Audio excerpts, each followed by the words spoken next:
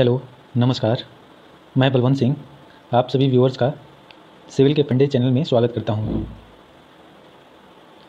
हम सभी को पता है कि जम्मू कश्मीर से आर्टिकल 370 हट चुका है और जम्मू कश्मीर को एक केंद्र शासित राज्य घोषित किया जा चुका है।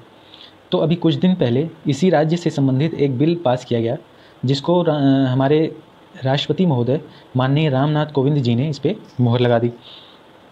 तो आज हम बात कर रहे हैं Jammu and Kashmir official language act 2020 की। तो आइए इसको विस्तार से देखा जाए। तो वीडियो की शुरुआत हम लोग एक मोटिवेशनल कोट से करते हैं। It's okay to be a glow stick, sometimes we have to break before we shine. तो ग्लो स्टिक क्या होता है? इसको जब हम लोग बेंड करते हैं तो या तो इसको जैसे ब्रेक किया जाता है तो उसमें से एक शाइनिंग निकलती है, शाइन निकलता है, उसमें से चमक निकलती है। तो उसी को आप अपने जीवन से अगर रिलेट करके देखेंगे तो क्या होता है कि कभी कभी आपको कुछ अचीव होने से पहले आपको भी ग्लो स्टिक की तरह बेंट होना पड़ता है। मीन्स कुछ दिक्कतों का सामना करना पड़ता है, कुछ ना कुछ परेशानियाँ, कुछ ना कुछ मुसीबतें आपके ऊपर आती हैं। तो इन परेशानियों मुसीबतों से लड़कर ही आप के अंदर की जो शाइनिंग है वो बाहर निकलेगी। तो इसलिए होप नहीं हारना है, लगे रहना है जब तक कि आप अपने गोल ना अचीव कर लें। तो चलिए शुरू करते हैं। तो हम लोग को पता ही है कि जम्मू कश्मीर जो तो वहाँ से आर्टिकल 370 हट चुका है। तो आर्टिकल 370 हटने के बाद वहाँ से दो यूनियन टेरिटरीज़ बनी। कौन कौन सी? जम्मू एंड कश्मीर और दूसरी लद्दाख। तो जो यहाँ की ऑफिशियल लैंग्वेज हुआ करती थी पहले कौन कौन सी थी? उर्दू एंड इंग्लिश, यही दो ऑफिशियल लैंग्वेज हुआ करती थी।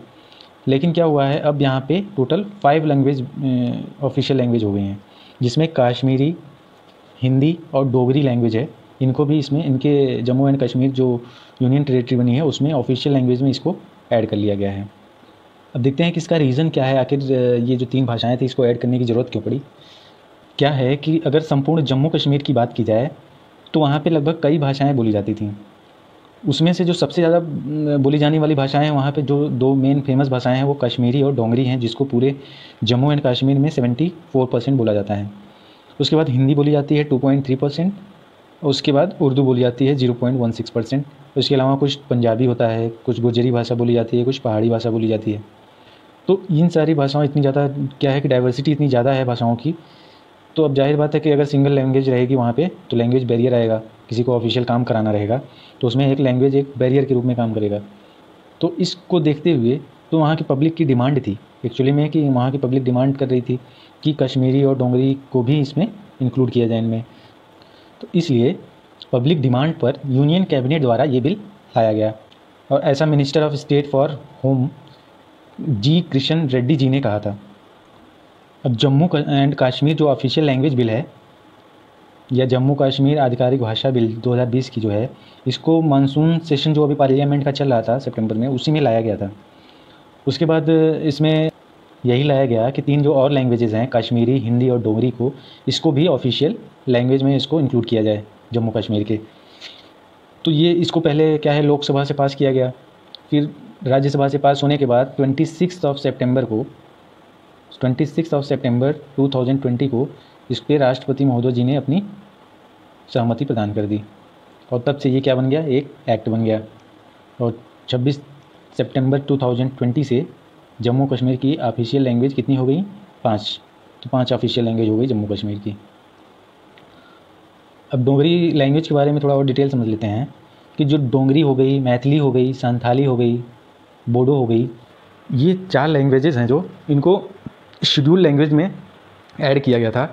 इसमें जो 4 लैंग्वेजेस हैं डोगरी, मैथिली, संथाली एंड बोडो, तो इसमें से जो डोगरी लैंग्वेज है वो तो जम्मू कश्मीर एंड आसपास के रीजन में ही बोली जाती है।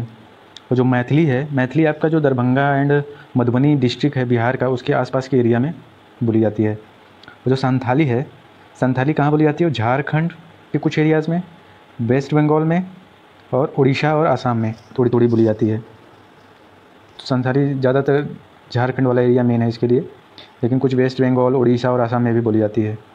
और जो बोडो है, बोडो आपकी नॉर्थ ईस्ट इंडिया जो हो गया, आपका जो तिब्बतियन एरिया हो गया, उससे सटे हुए जो पार्ट होते हैं नॉर्थ ईस्ट में, वहाँ बोला जाता है। और कुछ नेपाल में बोला जाता है और बंगाल में बोला जाता है। तो ये जो 4 लैंग्वेजेस हैं इनको शेड्यूल लैंग्वेज में जो 92वां संशोधन था 2003 का, उसमें इनको ऐड किया गया था। तो इनको ऐड करने के बाद जो हमारी जो शेड्यूल लैंग्वेज की संख्या थी वो कितनी हो गई, टोटल 22 लैंग्वेज हो गई शेड्यूल लैंग्वेज में। और यहाँ याद करने वाली बात यह है कि जिस समय शेड्यूल लैंग्वेज जब संविधान बना था उस समय जो हमारी शेड्यूल लैंग्वेज की संख्या थी वो केवल 14 थी। 14 लैंग्वेज के साथ इसकी शुरुआत हुई थी। उसके बाद सिंधी को इसमें 21वें संशोधन में 1967 में इसको ऐड किया गया था। सिंधी को 21st अमेंडमेंट 1967 में ऐड किया गया था। फिर एक और संशोधन हुआ 71st अमेंडमेंट 1992। तो 71वें संविधान संशोधन में कोंकणी, मणिपुरी और नेपाली को भी ऐड कर दिया गया। तो इसके बाद इनकी संख्या कितनी हो गई थी, 18 हो गई थी। उसके बाद जो ये लास्ट में 2003 वाला हुआ इसमें 4 और ऐड कर दी गई, डोगरी, मैथिली, संथाली, बोडो। तो इसके बाद इनकी संख्या कितनी हो गई, टोटल 22 संख्या हो गई थी। तो इनके अलावा जो लैंग्वेजेस हैं, आसामी, बंगाली, गुजराती, हिंदी, कन्नड़, कश्मीरी, कोंकणी, मलयालम, मणिपुरी, मराठी, नेपाली, उड़िया, पंजाबी, संस्कृत, सिंधी, तमिल, तेलुगु और उर्दू। तो ये हो गई हमारी कुल 22। तो ये 22 शेड्यूल लैंग्वेजेस हैं। तो ये था हमारा Jammu and Kashmir official language act 2020 के बारे में। तो इसमें मैंने जो एग्ज़ाम पॉइंट ऑफ व्यू से था वो सारा ही प्रश्न लगभग कवर कर दिए हैं। तो नेक्स्ट वीडियो में फिर मिलते हैं एक नए टॉपिक के साथ। Thank you so much.